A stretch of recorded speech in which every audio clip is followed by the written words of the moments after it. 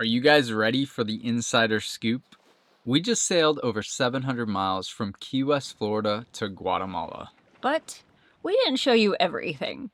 Really, when you guys are watching our videos, you're only seeing about 1% of our time out here on the ocean.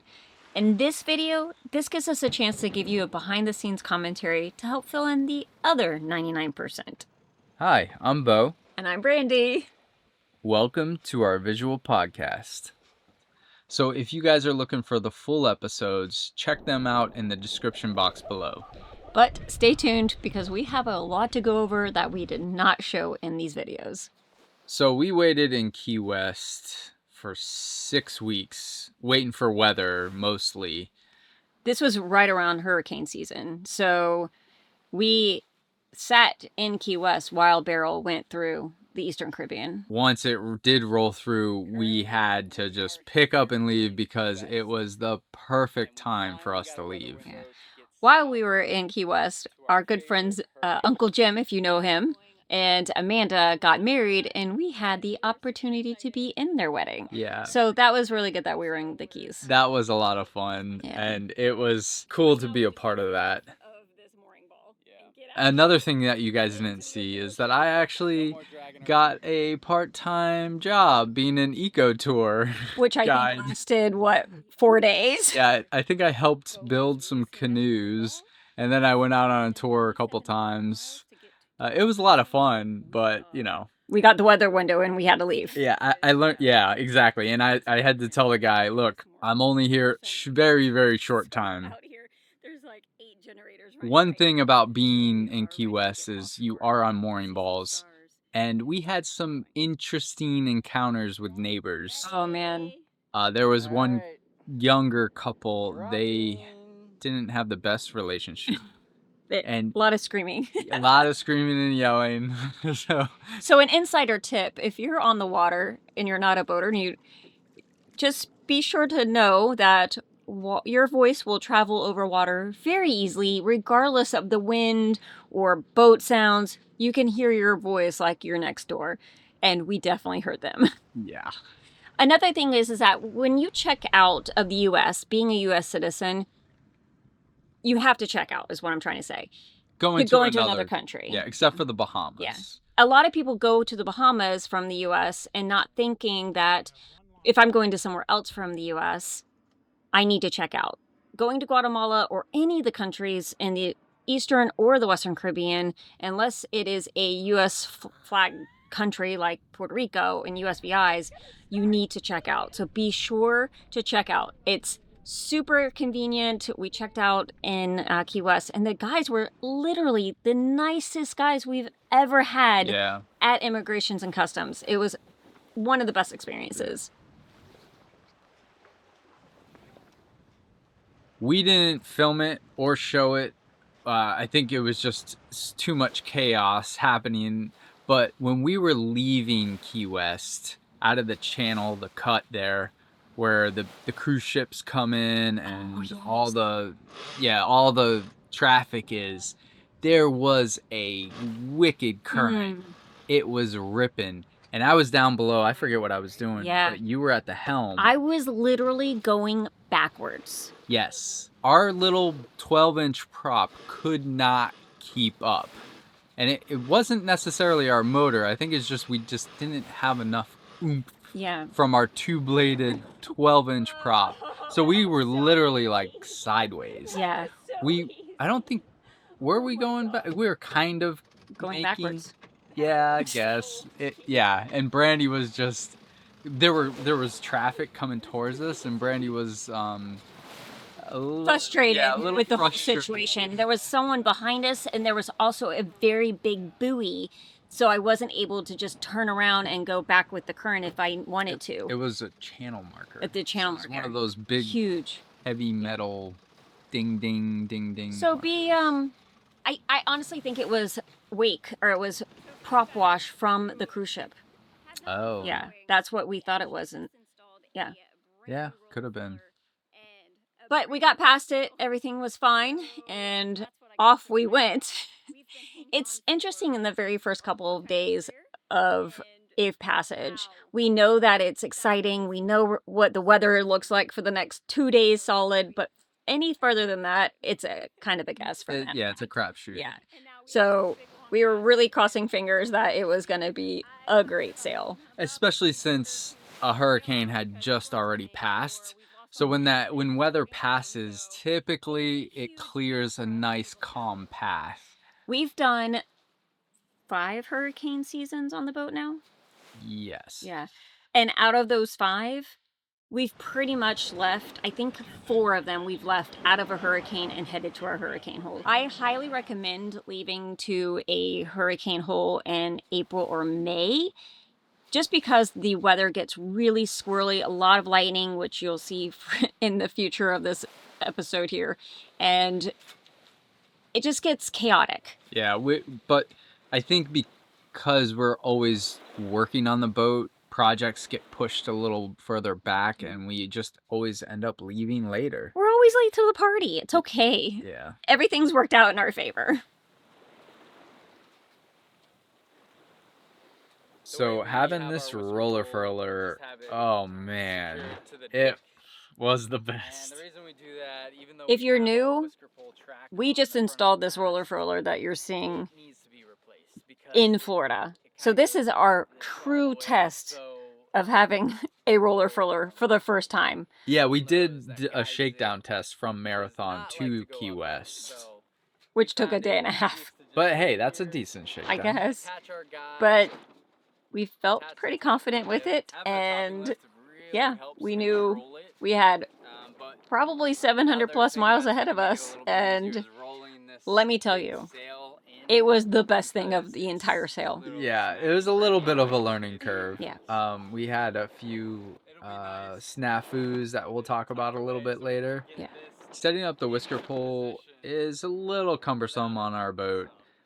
We just don't have, we just don't have the right hardware to make it easy. So we do store it on the deck.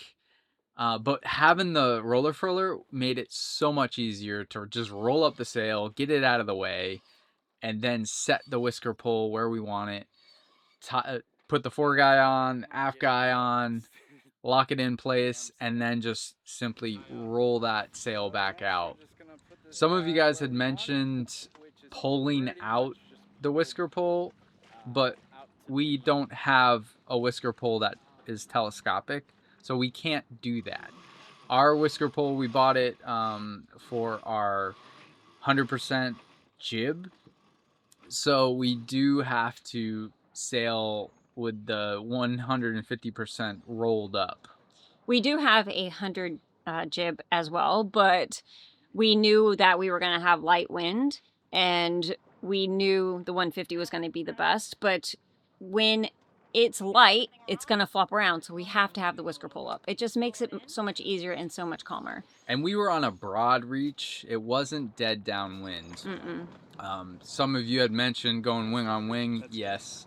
If it was dead downwind, that would have been the ideal sail configuration. A lot of people were saying, why didn't we go wing on wing when they saw us kind of really bouncing back and forth like a hobby horse, not a hobby horse, but from side to side.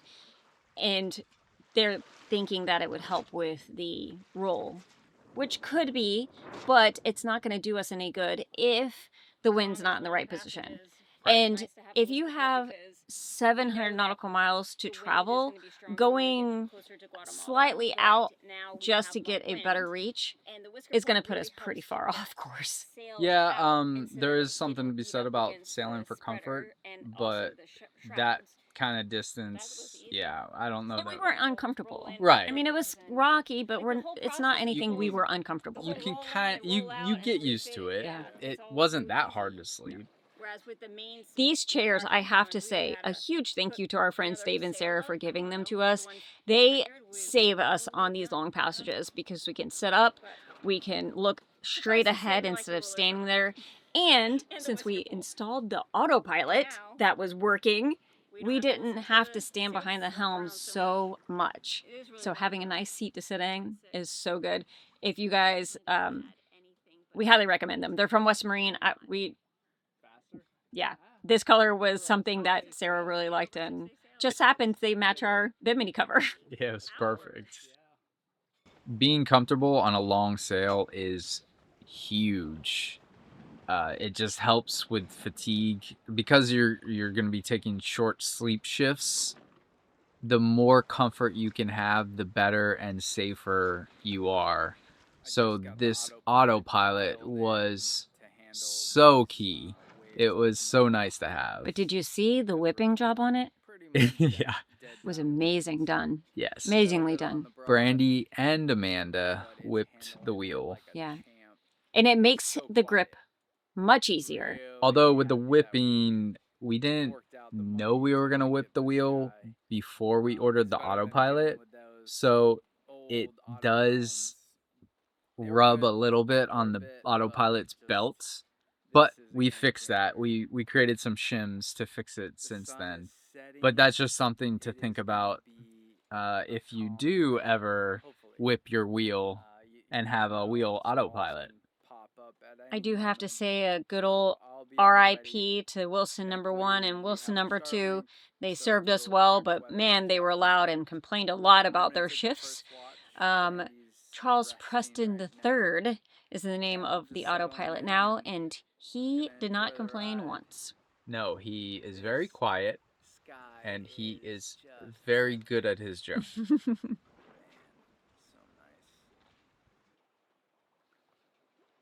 It's funny because I think night shifts are kind of like a time warp, especially the first couple of days. I always feel like I go to sleep and I wake up thinking that we've done a lot more distance than we have actually done.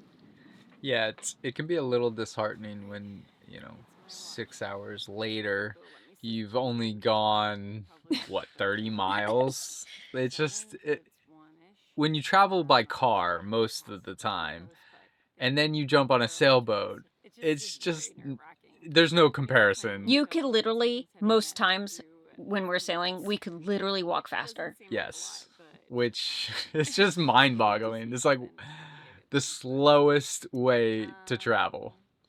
But for me, and I think for you, it's the most enjoyable. Yeah, we're like turtles. We carry our home around with us. So that is one huge benefit. I'm sharing with you guys kind of what we see at night. I just wish we were able to show you more. This is the setup. Most of the time we're just watching a movie, keeping an eye on the on the ocean because a lot of time there is traffic. We do have AIS and it'll go off if we're too close to somebody. But, keeping occupied while you're on night watch is huge. Yeah, it just keeps you awake and aware.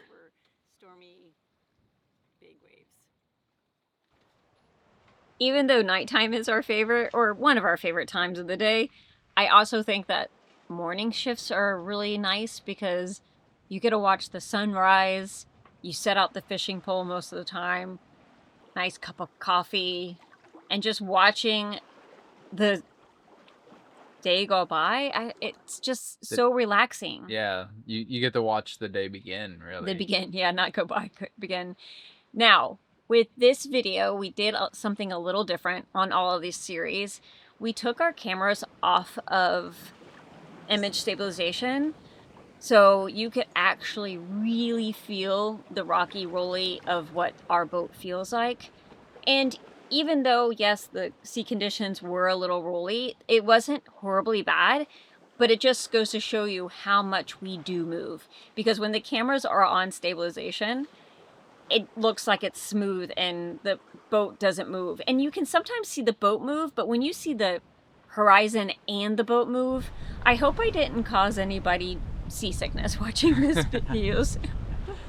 It does look very uncomfortable, but being on the boat, it's like rocking to sleep. Yeah, you get used to it. Yeah. It's I don't know, and we've lived on this boat for 8 years now, so we have grown very accustomed to rocky rolliness. I mean, look at that rock and roll back there. We've actually only had one family member visit us, and we went on a very calm short sail with him, and because when you come from land to sea and you're just not used to that motion, you can get pretty sick. He was He was not feeling Not good well because off. of it. Yeah. And it was one of the most calm, perfect days that we've had. Well, yeah, it was pretty For calm us. for us. But yeah, it just goes to show you it can get it's just something to get used to. When we first went sailing, my whole premise of wanting to go sailing was to be able to force myself into relaxing.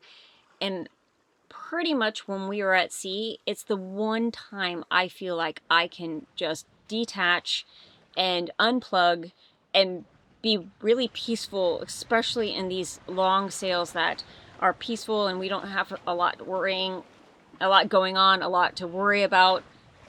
Just be in the moment. Yeah, just be in the moment. And it's just so freeing to be out here and nothing around us, with maybe exception of a bird here or two. And although now we do have Starlink. Yes.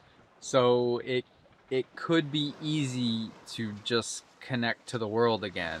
But for us, we've kind of already almost made it an unsaid rule that we plug it in, we get our weather, we check in with our patrons, we check in with our family, and we're out.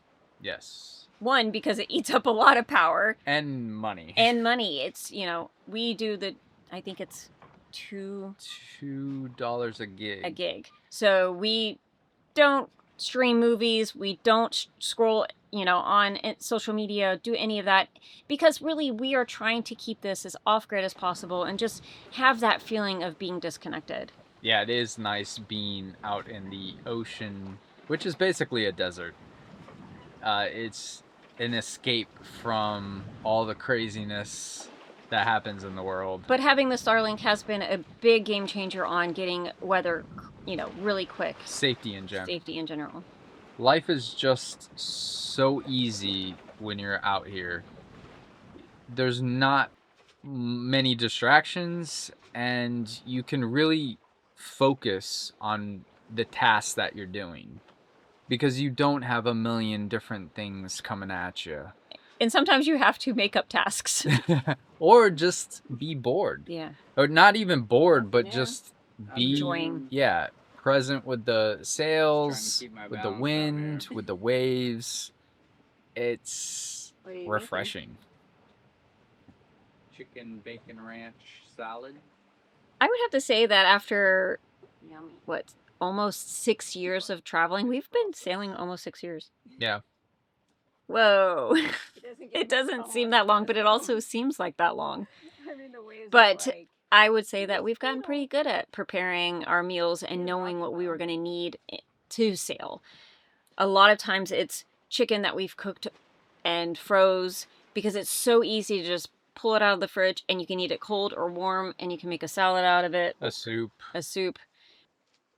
Before we went off sailing, we would watch other YouTube channels, and I don't know, it seems like they struggled cooking on the boat while sailing. I don't remember really having that difficult of a time cooking while sailing. I think when it has been difficult, we just don't eat or we're just snacking. Yeah. We have had some times where it's been pretty rough that we're not going down below to cook. That's true. We've been pretty good about our weather windows. And we know that we make these meals that we can just grab and go. If we didn't have salad, I would have just grabbed a piece of chicken and ate it cold like a savage. Or do like an antipasta, right? Where it's just like olives and cheese. We're snackers. When we're sailing, it's just snacking. Yeah. I don't want to sit in the sun. No, it's not that bad. It's hazy. Look at the following seas here. You can just tell how big they are by how long it takes for us to lurch. Although I think the Broad Reach, which is what we had most of the trip, is our favorite. Yeah, it's not so uncomfortable compared to downwind. Downwind is just really bad. I was just having this conversation with our friends Brian and Holly. Whoever said that fair winds and following seas, saying, I don't know if they've actually ever been in following seas. Well, maybe it's small following seas. Maybe so. It's not my favorite. And I feel like most sailors that we speak with, following seas is not their favorite. No. Yeah, it's got to be following seas in a lake. Because Right. Remember when we were going to St. Bart's? Mm-hmm. and we broke our preventer. We had following seas, and we broke our preventer because it was so much jolting happening. It's also the type of line that we were using. It wasn't the line. Oh, no, it wasn't. Our end cap to broke. the boom broke. That's the right. metal was just corroded or crevice corroded and snapped. That's right.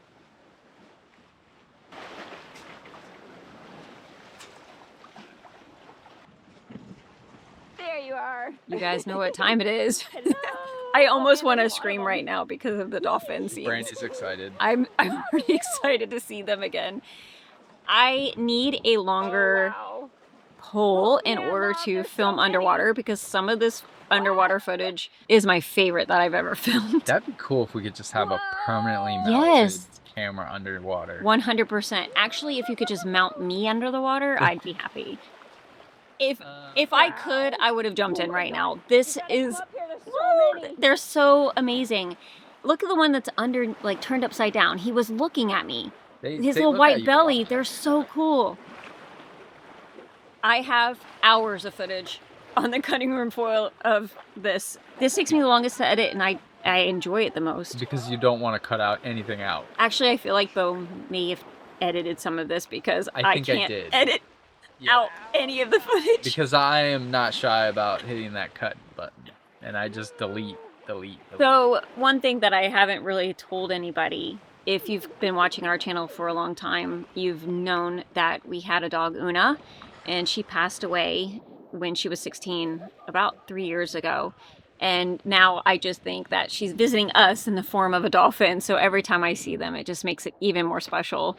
But this underwater footage just blows my mind. Just, I mean, come on. You want to be underwater with them, right? They just seem so elegant. Yeah. Like they're dancing. This was slow-mo, right? Yeah, I slowed it down. I slowed it down so you could actually see what was happening. It's just they're so fast and agile and moves around. And look at their water coming off their tails. What is that called? The eddies? The circles that come off. Vortexes? Yeah, they're just bored. Look at it. It's crazy. This is just 100% my favorite part of sailing. Seeing the wildlife that it's just, you don't get to see this in everyday life. I'm just watching it. Smiling. So good. I specifically remember this night. The stars were unbelievable. And I was going to give it one more go to capture the stars. Now, if you know photography, photographing stars is hard on land, just capturing it with a long exposure and making sure everything's right. And there's no trailing blurriness. Yeah, there's no trails, there's no light pollution. But out here on the water, there's no light pollution, with the exception of maybe stuff that's coming off the boat, but none at all. So being able to see the stars, but translating that on film is very difficult. So I decided, let me bust out the camera and give it a go. Now, a lot of the pictures I took are in the garbage. I did try to do video as well, but our cameras are just not there yet. But the little bit that I did capture, I think it gives a sense of what it looks like out here. And it's just filled. We're just filled with this. The whole sky is filled. So if you've never been in a spot that you have had the opportunity to see the sky without light pollution, it actually makes you think about back in the day before electricity, before navigation.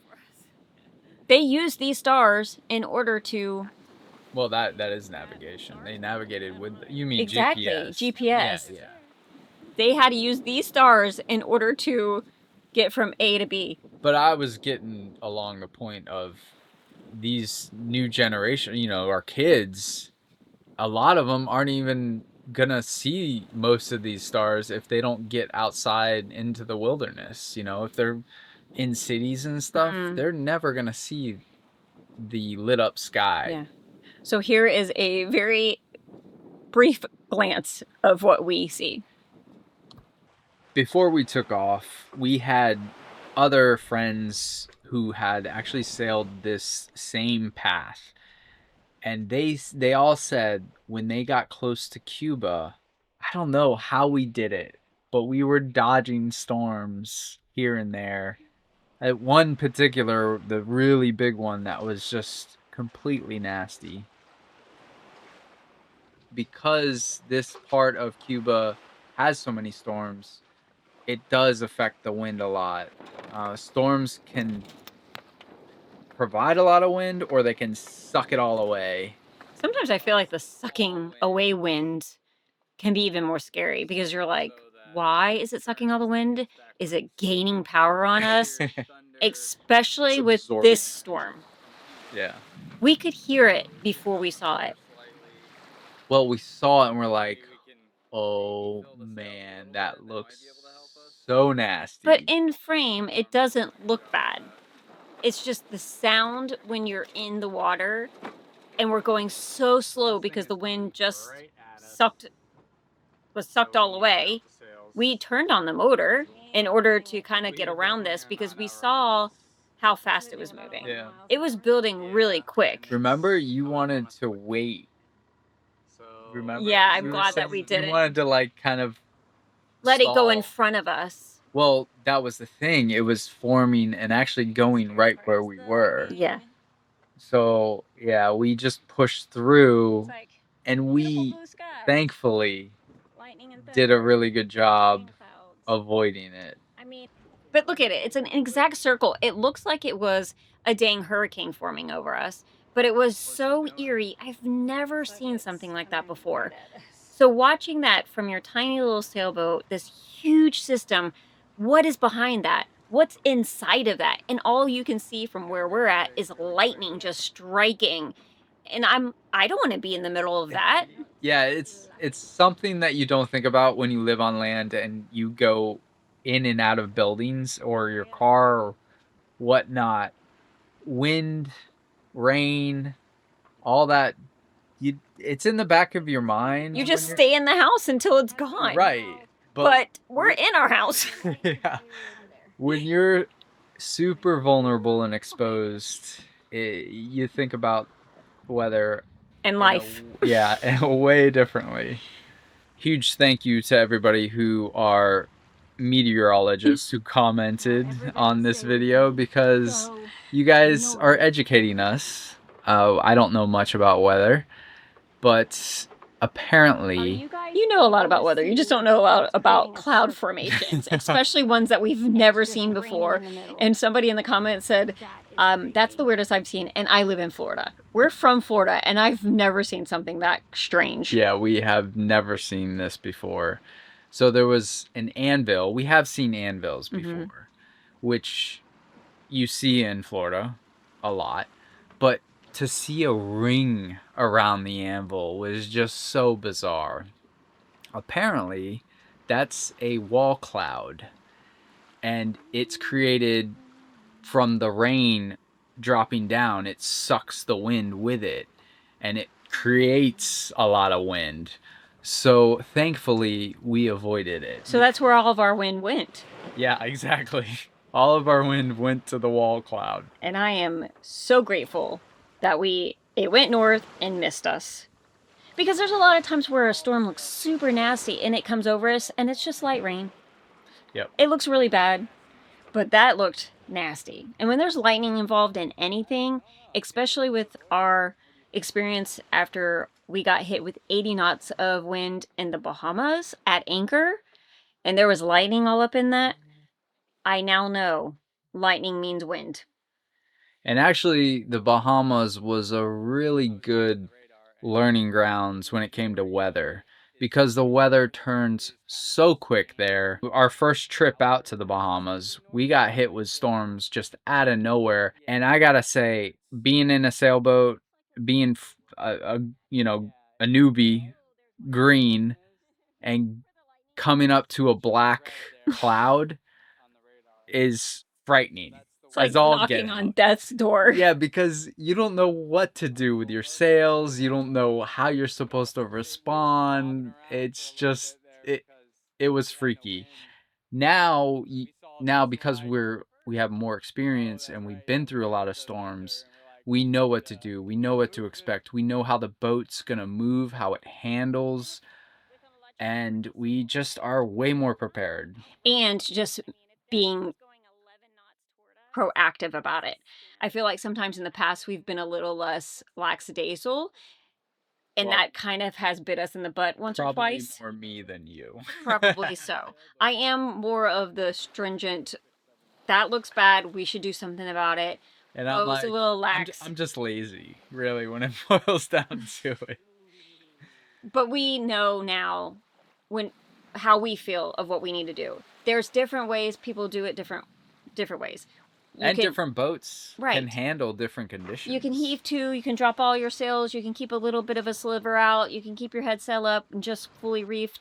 Depending on the situation and how you feel that it needs to be handled, I think is the appropriate way. And for us, I think we dropped the sails for this just because we had no wind. They were just flopping around. And if we were going to get hit with nasty gusts, we didn't want to have a lot of any sail up, really.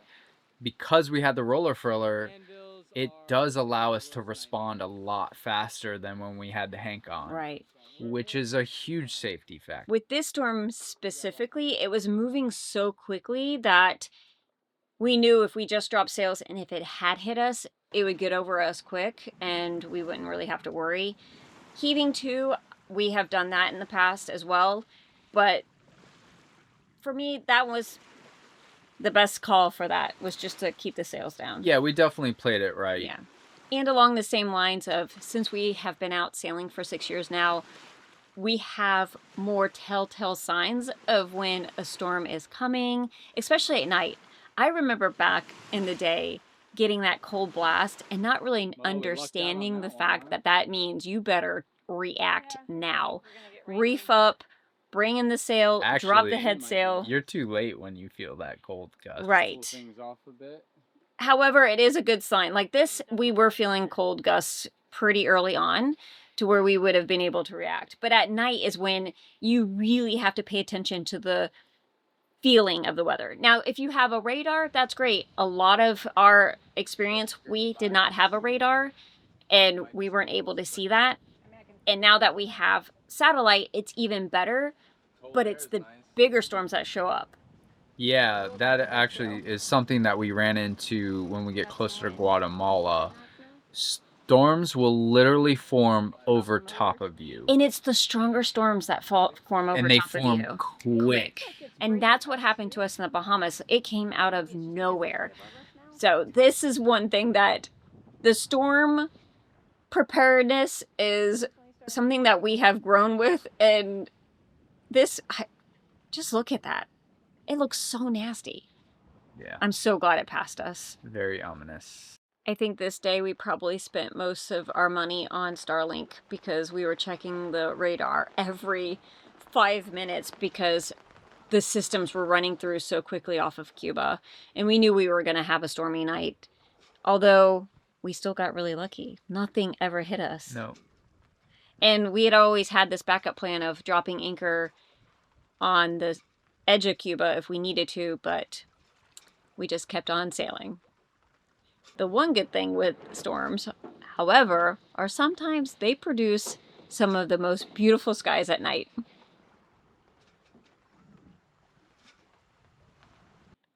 Hello, I am Beau from the Genie of the Lamp. I remember editing this thinking, it looks like Beau's head is just floating in space. Because you had a black jacket on? Oh no, the light was... I think I had it set up on the companionway hatch. Yeah. So it just cut off my shoulders. Yeah. So it looks like my head is just floating there. It reminds me of Pee Wee Herman. Yeah. The Mecca like a high, Mecca hiney ho. Yeah. Because that was the thing in the genie bottle, right? Yeah. We don't always show us dropping the whisker pole and putting it back up because it can happen quite a few times and the footage just gets boring. Yeah. We had it down because we do not keep the whisker pool up at night if it's going to be bad weather. And we knew it was going to be bad weather. So Well, we're even apprehensive about keeping it up at night ever. Well, we definitely give it thought, and it's not something that we are lackadaisical, because we have had it up at night during a storm, and it got backwinded. Yeah. That was our first trip to Guatemala, and it was a big learning lesson not to do that. So we do give it a lot of thought if we do keep it up. Yeah. And if anything changes, we are right on top of it. Yes. So because we were having such a stormy day, we decided to drop it. But thankfully, we didn't get any storms that night. Yeah. The first trip down to Guatemala, we did not have Starlink either. So I think these types of storms were able to hit us a little bit more unprepared. We did have satellites where we could pull in our grid files, which are files that we can see weather in a smaller format, but they weren't always that helpful. The sea can be like Dr. Jekyll and Mr. Hyde a lot. Here we're having a beautiful sunny day after we just experienced the anvil ringworm circle of death coming at us. Well, it makes sense. The storm rolls through and, calm. There seems to be calm after the storm. Yeah. One thing that I wish we had was a full enclosure or a dodger. One day we will. But until then, we always use this shade cloth in order to move around just to produce shade. And it's one that is perforated, so the wind goes through it really easy. And it's nice to have something to hide from the sun and be able to just enjoy the warmth without the sun beating down on you. Yes, because it can get extremely hot and exhausting being in the sun 24/7. And you get burnt. And now, even though the fishing pole is out, and as much as I wish we could catch fish every single time, just having the pole out does not mean we're going to catch something. Typically, we tend to catch our fish in the morning and in the evening. Yep. Yeah, nothing really in between, but you best believe we'll keep it out. Yeah, because you definitely won't catch fish with no lines in the water. There wasn't a lot of seaweed this go around either, so that was nice. I think it came in waves. Yeah, it did. This little moth was just living in our winch for the longest time. Saoirse, the floating refuge. Strangely enough, this little cloud doesn't look like much, but we got... Little? It looks big to me. Well, I guess, yeah, it's pretty big.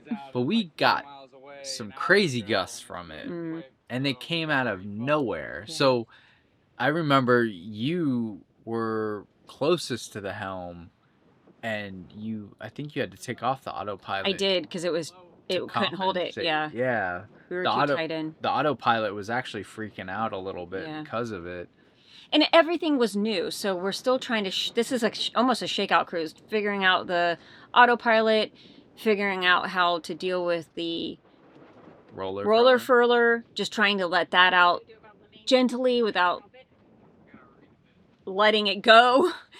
But this cloud was really intense. Look how healed we are. Right. Yeah, we got some good wind from that. And sometimes we're like, yeah, we're going fast, but you don't always want to be fast. No. I think a lot of people might have the assumption of the faster you sail, the better it is. Sometimes it's very hard on your boat. Exactly. Yeah. When you're sailing long distances, we're not racing. You want to keep the loads to the minimum. The Starlink, we do not have it mounted anywhere. And honestly, I'm actually grateful we don't. Because if we had the Starlink when we were in the Bahamas when that 80 knot wind hit us, I'm pretty sure it would have just flown off into the universe and we wouldn't have ever seen it again. So we just keep it out when we're checking weather and we'll move it around and then we just put it back into safety.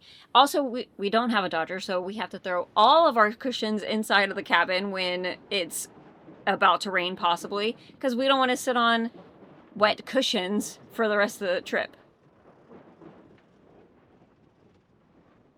One thing with the roller furler, when I set up the furling line, I used low friction rings. Well, they're not so low friction. They actually are a lot of friction. There's 5 of them, so it's way too many contact points. I've recently bought some blocks that will fit on the stanchions and should reduce that friction significantly. So we shouldn't have to use a winch to roll in the sail. I know people always said you shouldn't have to use a winch. Should just be able to pull it in or let it out easily enough. I believe we were under load We were definitely under when we load. were doing that, so that's another thing that we need to not be doing. Yeah. I do enjoy our teamwork. I think we do great teamwork under pressure pretty well. Yeah. Now, I will let you guys know we're not perfect. No. Is there some arguments that happened more than once often enough? Yes. But overall, I think we're really good at communicating. We respect each other, Yeah. and we respect each other's opinions on things. Especially when it comes to safety. Yeah, when things go awry, there's some haste in there. I think at the end of the situation, we always come together and talk about what happened, Right. and how we could have done things better, what we did good. I think that helps with our teamwork. Right. For the future. Even in the beginning, I remember when Beau was up front and I'm at the helm and we're just yelling at each other because we can't hear each other. And you got to think about it. When you're yelling at each other, your body has this reaction physically. So then you're in this heightened state. And the next thing you know, you may or may not be yelling at each other. I think marriage savers, those little microphone things, little headset things could work. Those would be huge. But until we get that, we're going to just have to keep practicing with just raising our voices without getting angry at each other. Another thing is I'm more of a quiet person. So in the beginning, I didn't know what I was doing. And Brandy would ask me questions in the hopes that I knew what to tell her. But I really had no idea, and I was trying to figure it out myself.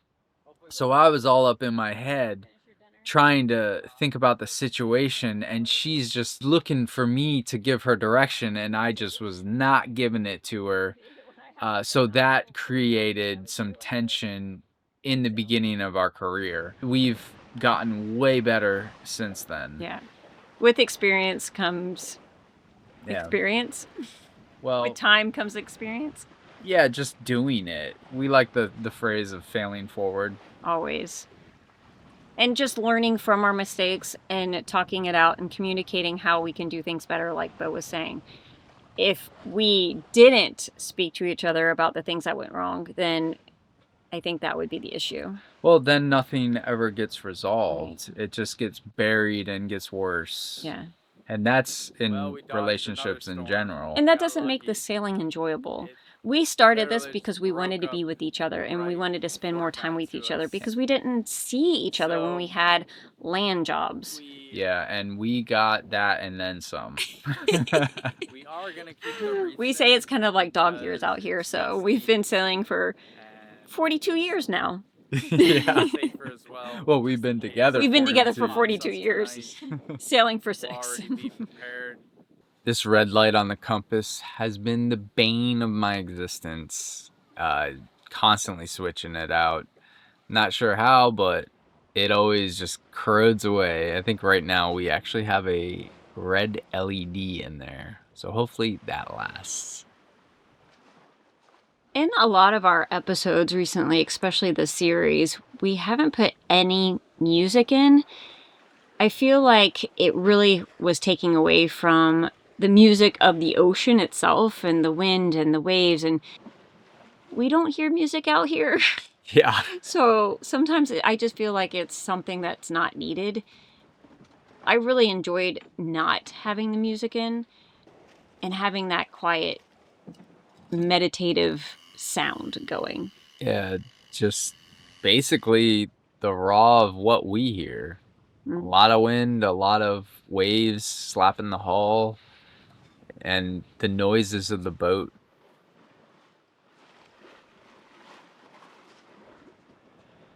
Drone shots like this one really make it show how small we are in this ocean. And I really think that you pushed the envelope on being up that high in the sky. Yeah, pretty much max out my range. How high up can it go? A mile, maybe. So I don't know if we've actually ever shown it on camera before. Maybe we have, but how we actually handle launching the drone off. We do have a Phantom Pro 4, and it's the one that's got the legs. So I'll go to the midship, and Beau will launch it out of my hands, fly it, and it stresses me out the entire time it's in the air. Even though you're a great drone flyer, it's just it's out long, it starts beeping, then we've got to get it back on the boat. So I go back midship, I hold my hands out, and I hope it comes to me.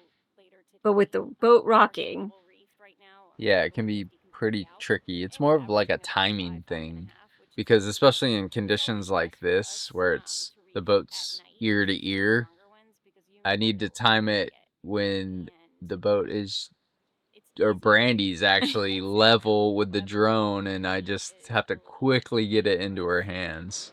And I'd have to say that 99% of the time it's gone great. There has been 1% of the time that both Beau and I have ended up bloody. Yes. Because of the blades. Yes. I'm just grateful that we've kept it on board this entire time. Let me knock on the wood. Well, except for that one time in the swamp. That it hit a tree and yeah, went into the ocean, into the water. We retrieved it, but it was Dunsey. When we do shoot the drone, when I'm editing, I always am looking in the ocean, looking for some sort of marine mammal that we didn't see while we were actually sailing. There's so many times I see this wave and I'm like, oh, what was that? And it's just a wave. But look how close Beau gets to the water in this scene right here. It's well, you can see I'm pulling away real quick. Yeah. I have to say I'm sorry with Beau just chowing down on this beef jerky that I made him. I'm not sorry. It was delicious. I just remember editing thinking, oh my gosh, there's so much beef jerky in his mouth. People are just gonna cringe at this. My mouth is watering just thinking about that beef jerky. It was so good. Brandy and her sister pitched in together and got a dehydrator and made this beef jerky. It's pretty tasty. Amazing. Yeah, I like having it. It's definitely a nice treat while you're sailing, because like I said, all we do is snack most of the time, and having beef jerky, it's a staple now. I think I want to make a ton of it, but that means I have to go back to Florida in order to make it. You should sell it. There is so many people who are laughing about this scene of you talking about how you were getting fat and blowing out your shorts, and that's why I was sewing them up. I'm gonna get fat and lazy now, because I mean, we have gone from having Hank on sales for almost 6 years. We just got the roller furler. We've had a manual windlass, which Beau just pulled up the anchor by hand until just recently. And then also our autopilot.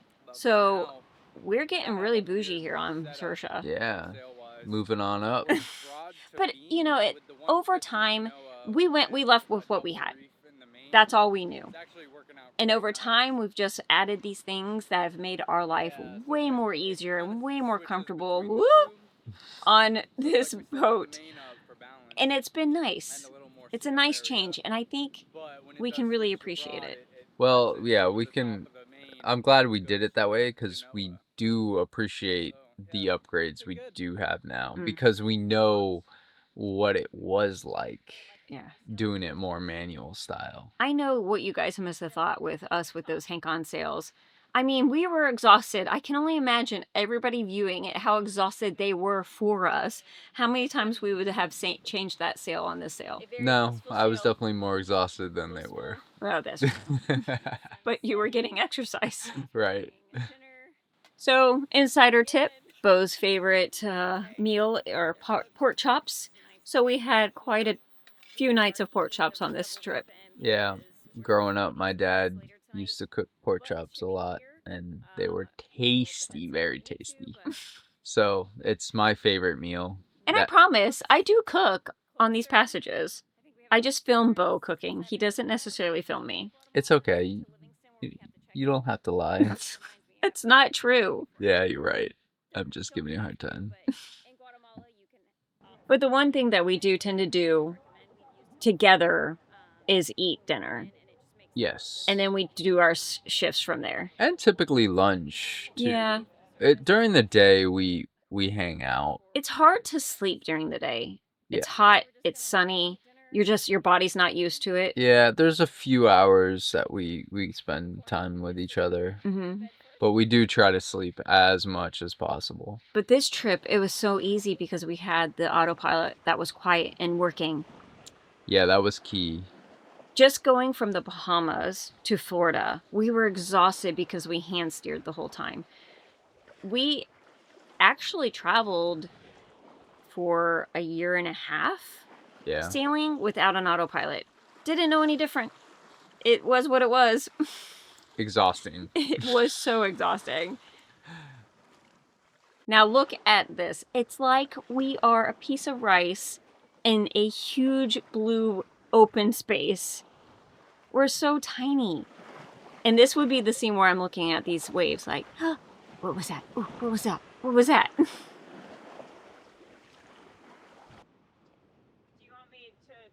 Beau's favorite thing, to be waking up in the middle of the night in order to drop the sail. Not. I think we were dropping the sail because we had changed course because we were crossing over the stream. So heading down from Florida to Guatemala, we had to cross the stream 3 times? Once. No, twice. Just twice. Twice. Yeah. And we got so lucky with the crossings because...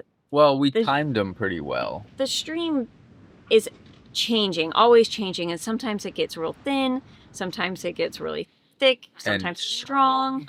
But we had a really good time through it. It wasn't strong, it wasn't a washing machine, it wasn't really rough.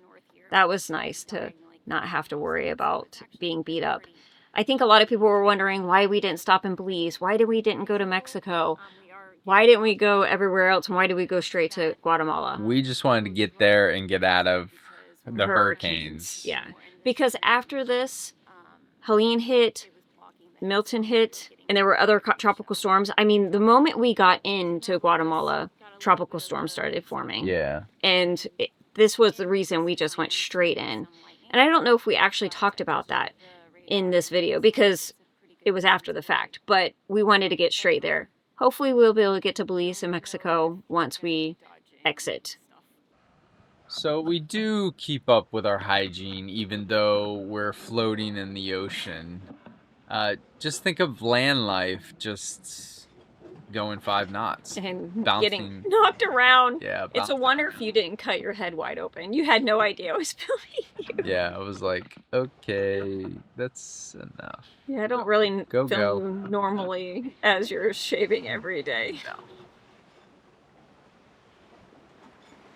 If you guys look close to the top of the transom where the deck to joint happens, I did some very sloppy last minute slap it together fiberglassing because when we first bought Saoirse and had her in the yard, I fiberglassed the deck to hull joint as my first job and I had no idea what I was doing.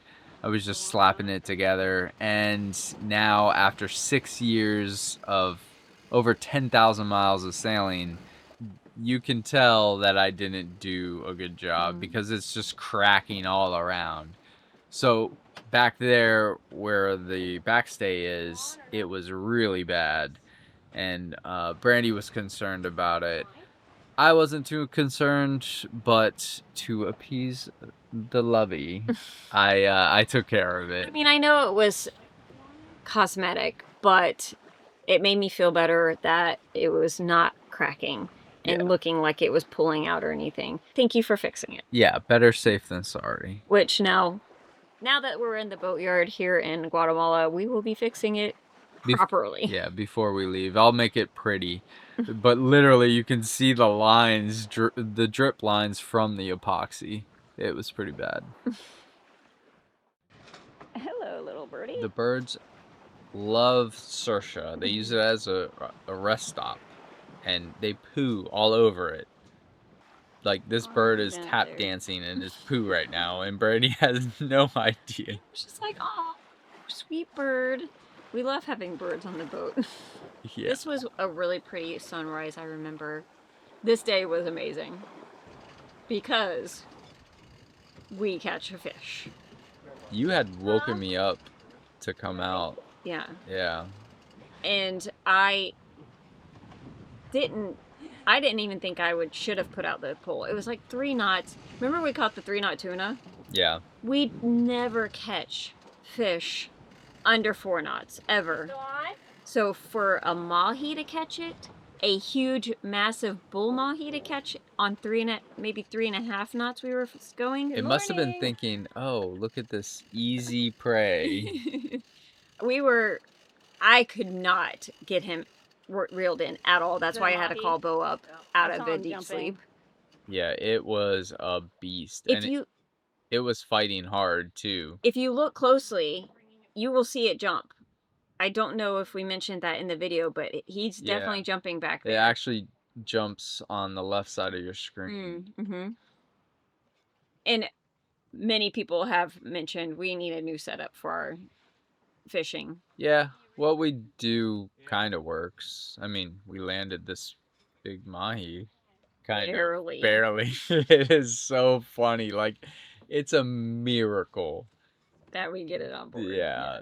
But it was a fight, man. He was heavy and did not want to come onto the boat.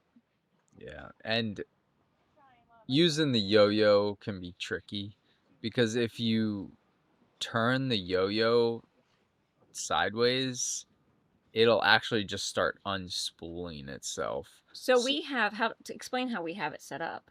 Well, so we have just braided line as our main, like most of the spool.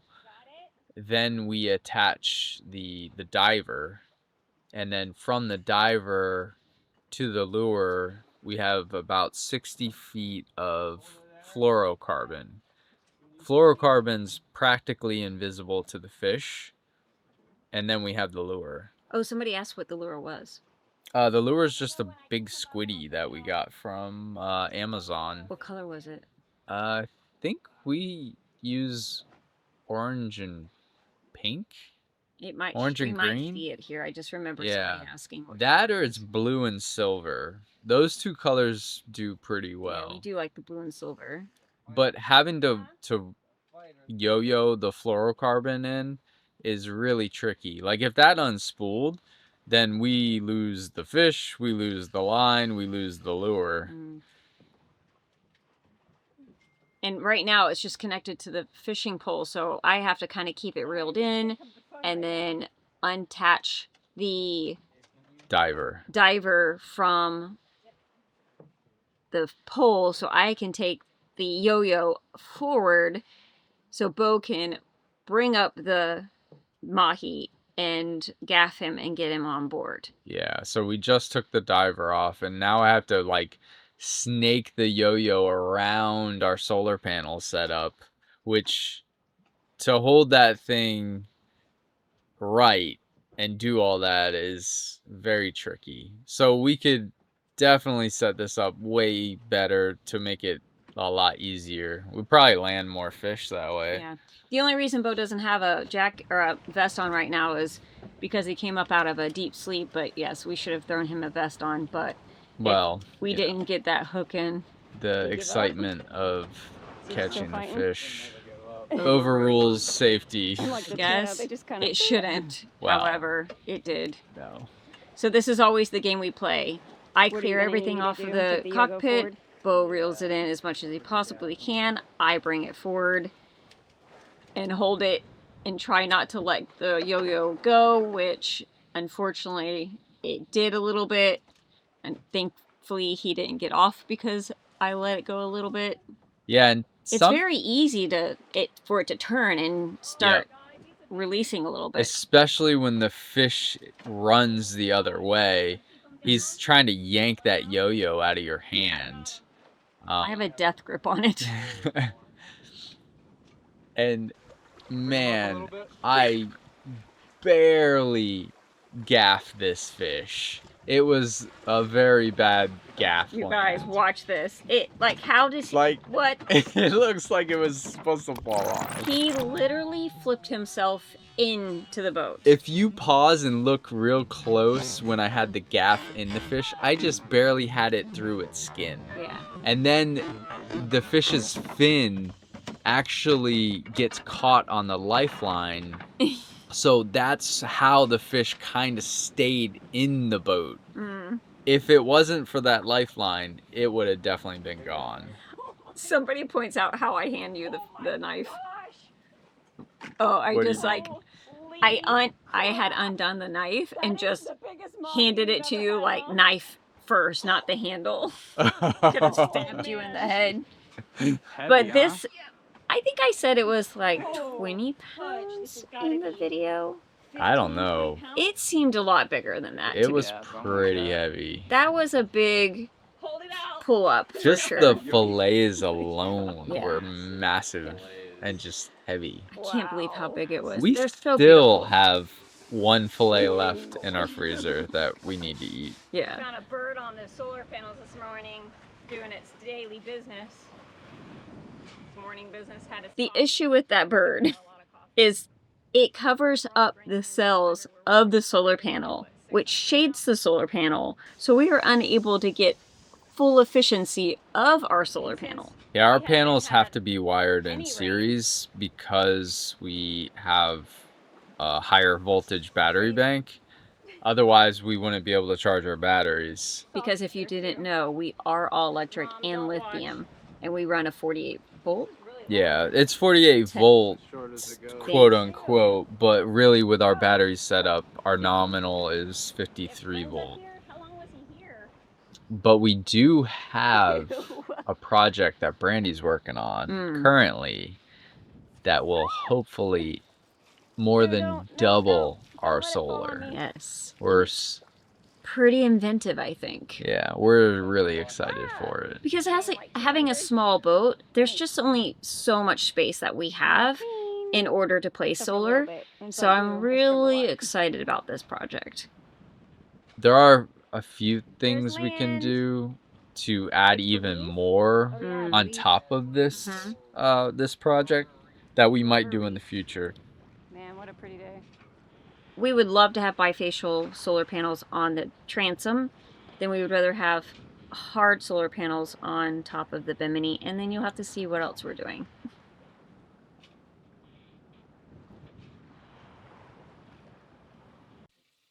Growing up, I did not like fish, but that was because we fished out of a lake, and it was always very fishy fish.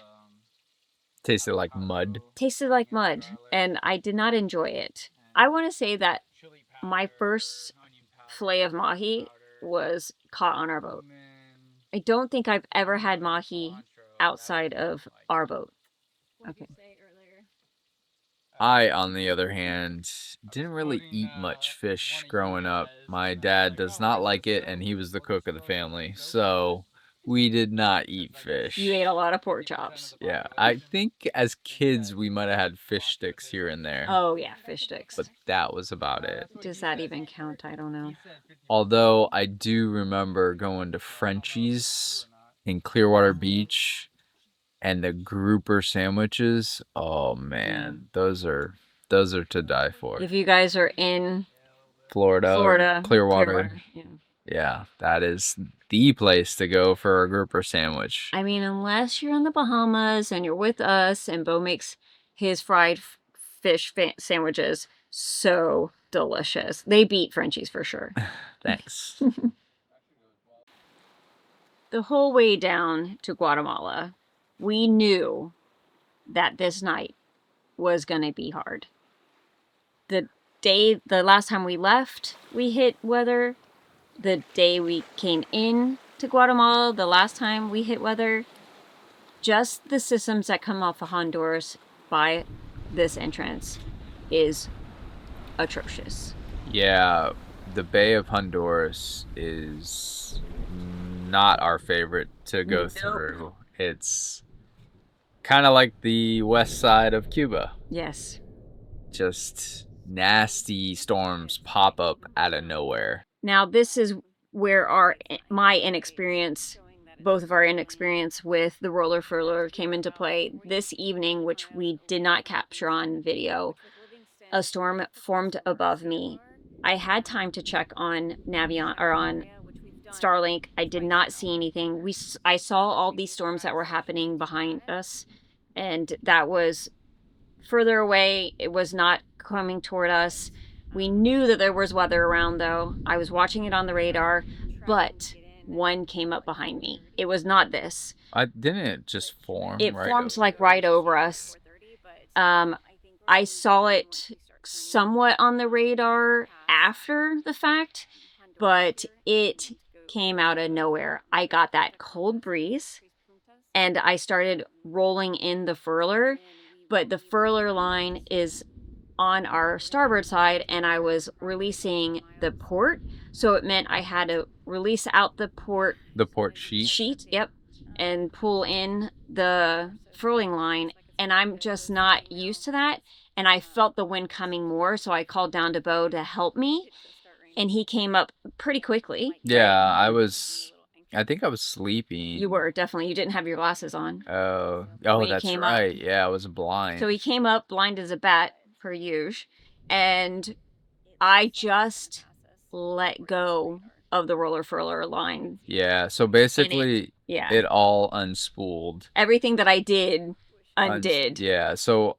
now we're dealing with 30 plus knots of wind from the gusts, and I'm doing all I can to just get that rolled back in. Right. Now, in hindsight, we know that we should have pointed the boat in a different direction in order to not have it so loaded up. Well, we knew that then, too. It's just we really had no time to react. We were just trying to deal with it. Yeah, it was pretty rough. And I remember smelling the furler line, the burn that it created as it released. Beau did not say a word. He just did his job, and then later was said, "Do you know that you let go of the roller furler?" You didn't even realize. I didn't realize, because we have self-towing winches, and I'm just used to having that ability to let go. So we've learned. Thank goodness everything was okay. After that, we had more lightning coming at us, and I think this was before it hit. Yeah, this is earlier in the night. I had taken over. Yeah, because I knew we were going to have lightning, so I had asked you to sleep first, and then you would be able to take the later shift. And this is the after shift? This was after the roller furler incident. Right. The lightning was hitting so close, it woke me up out of a dead sleep, and I could see it through the windows and the port lights, because we had the hatch closed because it was raining. Yeah.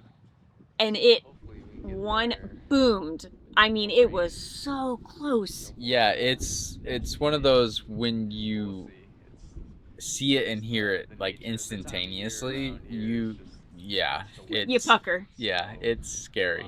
I went to open up the hatch, and Beau was already opening it up and jumping down below. So good. Because it was bad. And so we kind of stayed inside a little bit. At that point, the sail was out. I had a little bit of sail out. Right. It wasn't much, but it was enough to keep us moving in the direction we wanted to go. And we weren't really getting much wind at that point. It was just lightning. It was just a lot of lightning. We never got a lot of wind. It was just lightning and rain. Yeah. So we sat down below for a little bit and let it pass by because, I mean, what are you going to do? Stand out in the lightning? And Beau was so exhausted. I felt so bad for him. I had been up pretty long time. Yeah. And just being on pins and needles the whole time just drained me. So I couldn't even gather up the strength to take my stuff off and crawl into bed. I just sat there in the corner and just slept. So Brandy had mentioned in the video right now the little saying that goes, red sky at night, sailors delight. Red sky in the morning, sailors take warning. And this is a red sky in the morning. So, well, it's more orange, but still, that saying goes that way because the sun rises in the east and sets in the west. So if you have a red sky in the morning, then you have storms coming towards you. And then if you have red skies at night, the storms are already past you and going away from you. And the sun's illuminating the sky, causing that. Because the storms are what brings that color in. Yep. So beautiful. And of course... That's what we got. That's what we got. Now, granted, thank goodness they weren't bad. It was just lightning, as you guys can see, and some rain. So I did get quite wet, but it was nice that Beau was able to sleep some more because he did take that huge night shift. Now, this would have been more nerve-wracking had we not had already gone over the sandbank. Because going into Guatemala, you have to pass over a very shallow sandbank. We only draw 3.9 on our keel. Saoirse's a 1971 Pearson 35 for those who are wondering, but she has a very shallow keel. So us going over this sandbar was really easy. We didn't get there until the storm had passed. Right, the storm passed and we got through it okay, but I felt comfortable being behind the helm by myself. He could have slept all morning if he wanted to. As I'm going through this storm, dolphins popped up. And I'm not kidding you guys. It may have been because I was exhausted and I was a little stressed and all the above and just wanting to get... Just a little stressed? And just wanting to get to the anchorage, seeing these dolphins, I started crying. Of course. Naturally. I mean, in a very... Happy way? Happy, thankful way. One of our viewers mentioned it was the Guatemalan Navy dolphin squadron that came out to greet us and lead us in. I couldn't have asked for a better... It made me feel so much better. I know it's ridiculous. However, it made me feel better that they were there. They were guiding us in. I just feel like they're good omens. And the storm passed and I feel like they did their job. These are the types of storms I can handle. There's some wind. It was giving us wind actually to push us over to our anchorage. Typically there's no wind right here. So it actually did provide wind. So it was a little lucky that we did get it. Yeah, it was helping. Yeah. And the rain was very mild. It wasn't downpouring. It was just very sheety, misty. And the sight of land was so nice. And we love Guatemala. It's just so beautiful here. Everyone's so amazing. The landscapes are so different. You got to think, we just spent 3 months in the Bahamas, and then we spent time in Florida, which is flat, flat, flat. And we had just gone up and down the east coast of the U.S. So coming back to Guatemala and seeing the mountains and the trees and the green, it was just so amazing. I mean, I wasn't happy at all to get there. Is that the wiggle worm? Here we are. Overall, we had an amazing sail. It was days and days of beautiful sun, dodging storms that never hit us. Yeah, Dolphins. It's like the saying goes. It's 10% pure fear and then 90% of boredom. 90% of magnificentness. Yes, I would agree. It's not boredom for us. I think a lot of people get bored out here, but we love it.